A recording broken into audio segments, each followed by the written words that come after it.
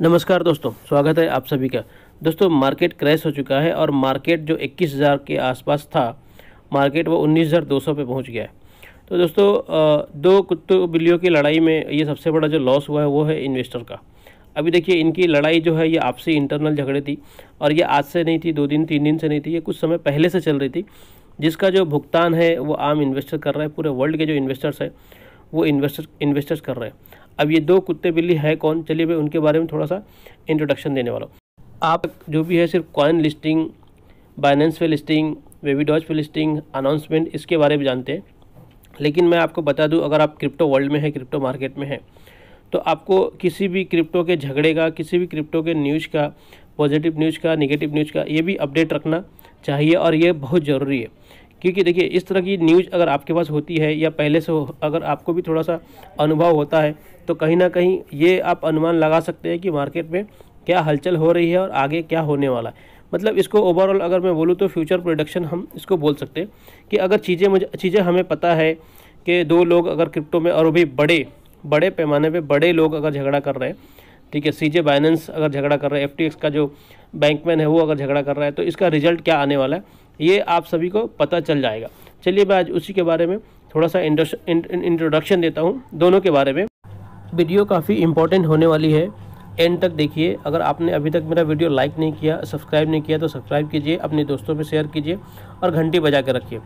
दोस्तों, सीजे बाइनेंस का आपने नाम तो सुना होगा, लेकिन उनका चेहरा भी देखा होगा, उनके फ़ोटो भी देखे होंगे। आपको ये भी पता है कि वो बाइनेंस के CEO हैं, लेकिन अभी तक आप आपको उनका पूरा नाम नहीं पता होगा। तो मैं आपको बता दूं, उनका नाम है चैंगपेंग झाओ।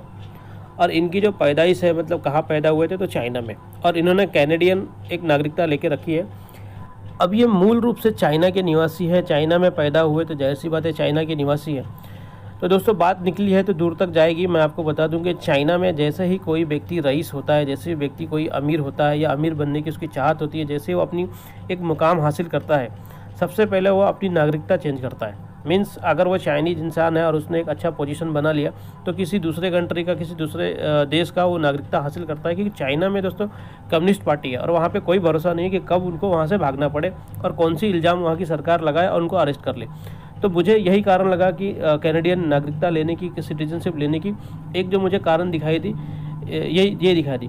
तो ये तो इनकी पर्सनल चीज़ें हो गई। अब आते हैं सीजे बाइनेंस के ऊपर।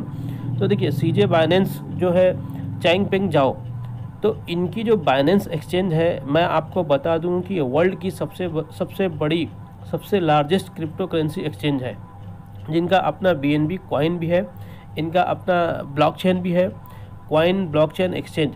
इसके साथ साथ में बहुत सारे इनका अपना स्टेबल कॉइन भी है, BUSD, जो हम लोग यूज करते हैं। BEP20 पे जो ब्लॉकचेन पे जो सारे कॉइन्स बनते हैं। तो ये क्रिएट करना एक छोटे से समय में, एक ही ज़िंदगी में, ये कोई मामूली बात नहीं है दोस्तों। चैंगपेंग झाओ, सीजे बाइनेंस के बारे में थोड़ा सा और मैं डिटेल्स में जाऊँ तो मैं आपको बता दूं कि ये साहब जो थे, ये एक मध्यम मिडिल क्लास परिवार से थे, जो आज इतने बड़ी हस्ती है। इनकी टोटल जो वेल्थ के बारे में बात करूं तो डॉलर में 17.4 बिलियन डॉलर की ये आज मालिक हैं। और सिर्फ एक ही सोर्स है इनके पास, एक्सचेंज, मीन्स क्रिप्टो एक्सचेंज। तो देखिए, एक मीडियम क्लास का बंदा, एक परिवार का एक लड़का, अगर वो बाहर निकल के कुछ उसके दिमाग में चल रहा है, कुछ अच्छा करना चाहता है, उसके पास एक पॉजिटिव व्यू है, और उस व्यू के साथ, और आपके हौसले भी बुलंद है, उस बुलंद हौसले के साथ आपने इतना बड़ा मुकाम हासिल कर लिया, तो ये कोई छोटी मोटी बात नहीं है। ये मैं दोस्तों आपको बता दूं कि ये एक बहुत बड़ी अचीवमेंट है, जिससे कि आज पूरी दुनिया इनको जानती है। इनकी खबरें एक अगर ट्वीट आ जाती है तो पूरी दुनिया उनके ऊपर सर्च करती है, खास करके वो जो लोग शेयर मार्केट पे हैं और क्रिप्टो मार्केट में।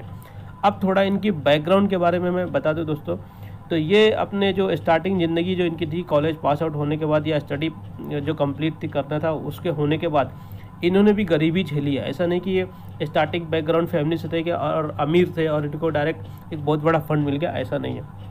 इनकी जो बैकग्राउंड है, अपना हाउस होल्ड रन करने के लिए, अपने घर के खर्चे निकालने के लिए, इन्होंने फ्लिपिंग बर्गर नाम की एक company, flipping burger at McDonald, तो उसमें इन्होंने जॉब किया है। बाद में इन्होंने ओवरनाइट शिफ्ट गैस स्टेशन में भी किया। तो देखिए, एक सफल व्यक्ति के पीछे कहीं ना कहीं बहुत बड़ी मेहनत होती है।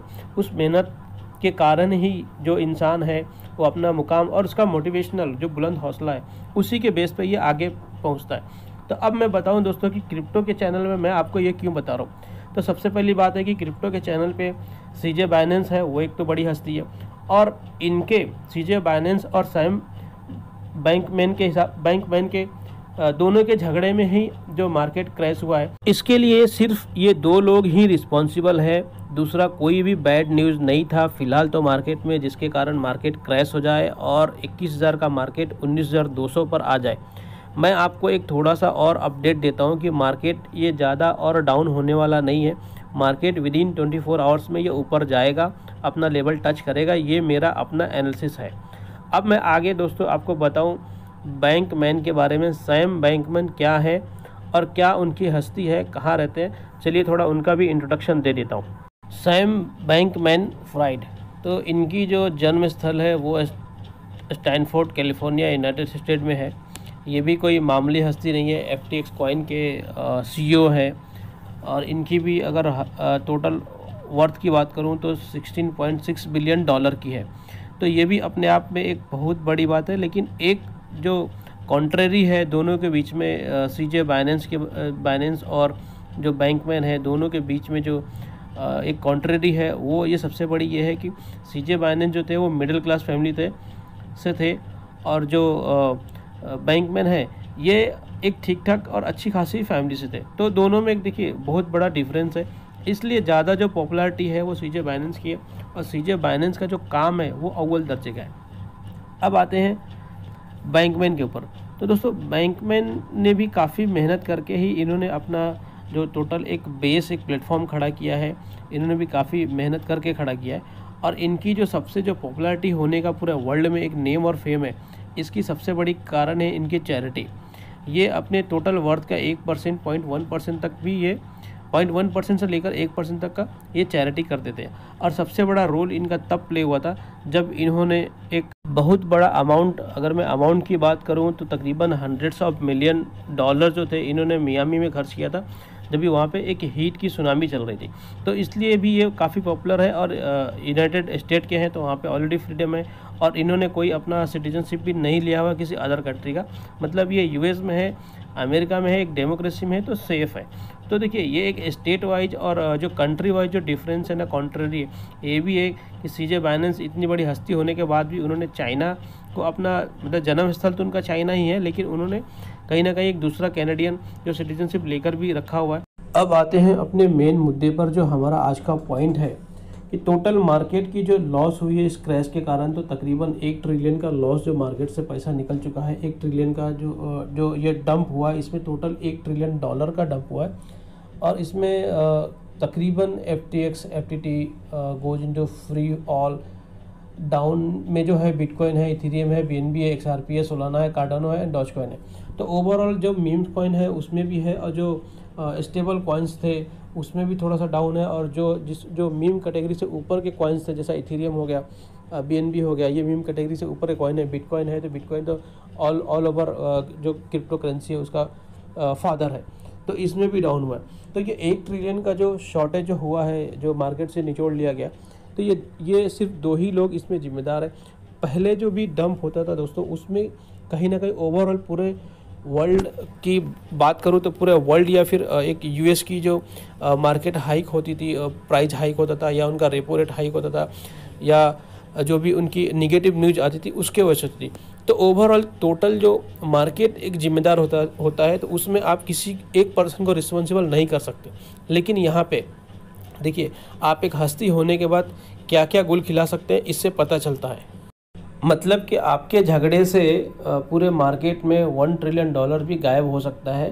तो ये एक हस्ती का एक छोटा सा नमूना है, एग्जाम्पल है हम सभी के लिए। तो इसीलिए मैंने पहले कहा था दोस्तों कि मार्केट में